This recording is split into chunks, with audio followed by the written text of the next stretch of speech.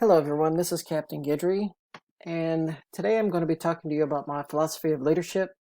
We call it the leader and the social contract, and I simply tell it, they will not listen. This is for cadets and the elite cadet squadron. Those of you who want to be leaders, want to be NCOs, this is for you.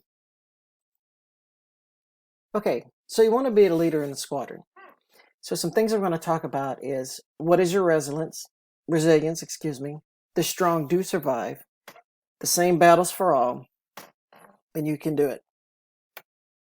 To start off with, what is resilience? It's the capacity to recover quickly from difficulties, toughness. I've seen sometimes with cadets, they start getting up in the rank, and when it comes time to become an NCO or where they're put in charge of something, the first time difficulty comes, they quit. Resilience is when you stick through those things. I can tell you being a leader is hard, and there's probably more hard times than easy times, but the rewarding times are the ones that are the best. So if you want to be a leader, you're going to have to get tough. And by tough, it doesn't mean mean. Tough means you're going to be able to stick through it. So resilience is something I look for in a leader. If I think you can be tough, I'll push you. Some of you say, why do you push us so much? Because you need to know what you're capable of. If you quit every time, then you don't know what your border is and what you can take. So I want to push every one of you. And some of you, I'll push and push and push, and you'll quit. And that's fine. You'll quit the squadron. I'm looking for those who are going to stick with it and be tough and take it serious. Okay, I'll put the strong do survive. Down here in the bottom right, that's just a little picture of after Hurricane Katrina. Hit my home state, so it's kind of close to me. One of the things I noticed about that is the strong do survive. And when we say strong, we don't mean someone who's muscled up or built or the best looking or anything like that. People were willing to do what it took to survive. They didn't stand around waiting for someone to do it for them. They took the initiative and got it done. So number one on this, I'm going to say you're going to have to forget about your likability. People are not going to like you when you're put in charge. Does that mean you look forward to them not liking you? That's up to you to decide. I've learned a long time ago, I don't care when it comes to being a leader if people like me or not, but I work on earning the respect of others. There's leaders I know. I can't stand them personally, but I respect them and do anything they ask of me. And there's leader I know I like a whole lot, but I don't respect them as leaders. So you're going to have to forget about your likability. This is a good life lesson. Wherever you go in life, your likability factor is really not that important. You want your respect factor to be up. Can people depend on you when you say what you're going to say, or when you say what you're going to do? Is that what's going to happen? You need to let your yes be yes and your no be no. And part of being strong, you have to remember your friends are going to become your subordinates.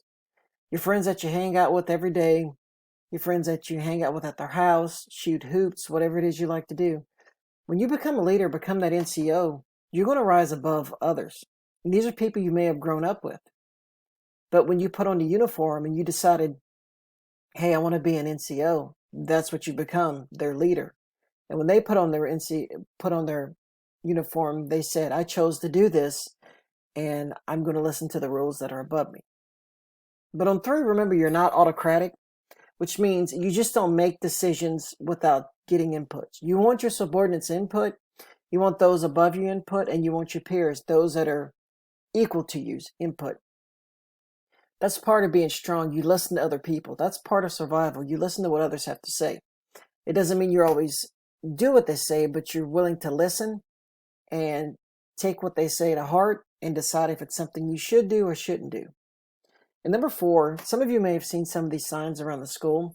Treat people like people. If you remember our guest speaker for Veterans Day last year, he said treat people like people. And that is something that stuck out with the staff and the faculty at the school. And it's something everyone taken to heart. And just remember, yes, these are your subordinates, but they are people. You treat them as human beings. You treat them with respect and dignity, and they will work for you. Okay, same battles for all. All leaders fight it. New leaders must overcome. Your battle is winnable. this is your legacy. On the right, that is just a picture of the Battle of the Alamo. Everyone inside those walls knew what was going to happen. They knew the outcome, but they fought it because in the end, they left a legacy that allowed Texas to become a republic and eventually its own state. So the battles you're fighting right now, as you're working up the leadership scale, you're going to fight it. We've all fought it. I fight it. I fought it back when I was a young cadet in high school. I fight it now. It's a matter of being taken serious. It's a matter of what you feel is important. Other people need to feel it's important too. And it's that internal battle. Are you willing to go that extra distance, that extra mile to be a leader? New leaders must overcome it because almost overnight you went to being an equal to being a leader over others. And now you have subordinates. That's something you have to overcome. It doesn't happen overnight, but it'll eventually happen. And that's part of your resilience. Stick with it. You'll do it. 3, your battle is winnable. I can sit here on this presentation and tell you story after story after story of the struggles and fights I had to do to get in leadership positions or just to be considered serious or taken serious for what I do. But it's going to take a little stubbornness, but you have to know it is winnable. And number 4 is this is your legacy. You should believe in your legacy. If you want to be a leader, you're saying what I have to do and what I say is worth other people doing. And if it's that important, it should be something other people are going to do generation after generation after generation. Now you might be saying, well, I'm just a teenager. Well, guess what? You can create a legacy now for other teenagers to follow as you get further and further. And you can do it. Baby steps at first. Learn from your mistakes. Success comes with failure. You're not a quitter. When I say you can do it, you take these baby steps first. You don't want to go all out. One of my biggest weaknesses is I go full bore. I think big. I want to do big every time. Number 2 is you learn from your mistakes. You will fail. You will make mistakes. You need to learn what didn't work and how to get around that and make your time successful as a leader. 3, success comes with failure. You're going to fail. We all fail. I fail. You fail. Everybody on the planet fails. But it comes with success. One of the things I like about failure is if you know what failure is, then you know what success is. If you know what failure feels like, you know what success feels like. And 4, you're not a quitter. Some of you have come up to me wanting to quit, and I push you and say, no, you're not a quitter. You're going to do it. Why do I push some of you? Because I know you have it in you. You just haven't figured it out yet. That's why I haven't quit on a lot of y'all. I had a student, she sent me a couple letters I had sent to her when she was in encampment.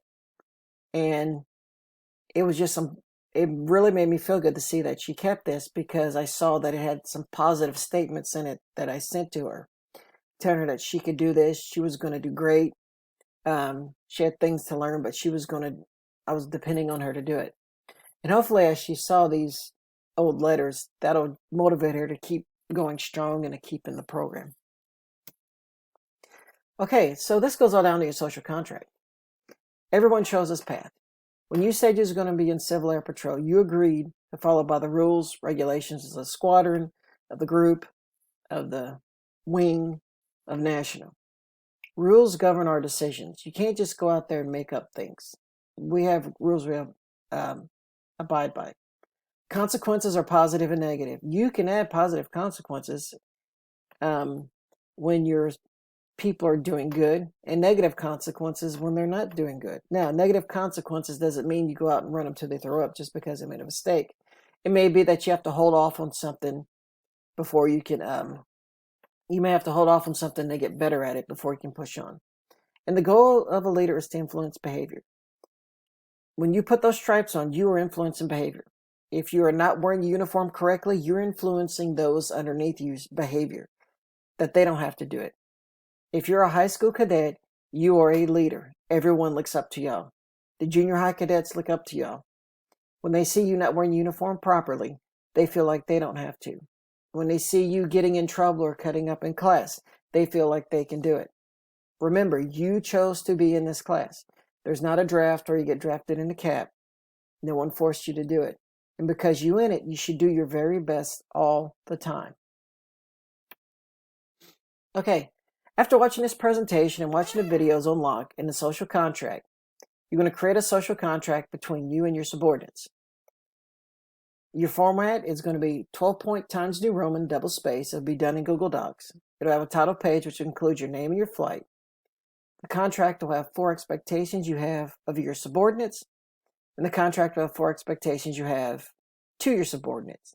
So basically, you're going to come up with 4 things you expect them to do, and then you're going to come up with 4 things they should expect of you to do. And that is your social contract. Hopefully, you have been watching the videos. I expect you to do very well in this presentation.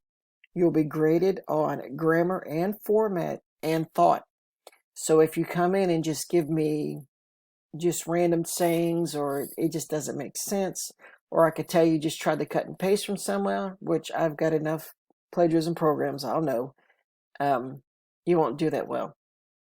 80% of the grade will be on your content, 20% that you followed instructions and format, which would include grammar. So this is the end of this presentation. If you have any questions, just send them to me at lguidry@italyisd.org. I hope you're having a great day.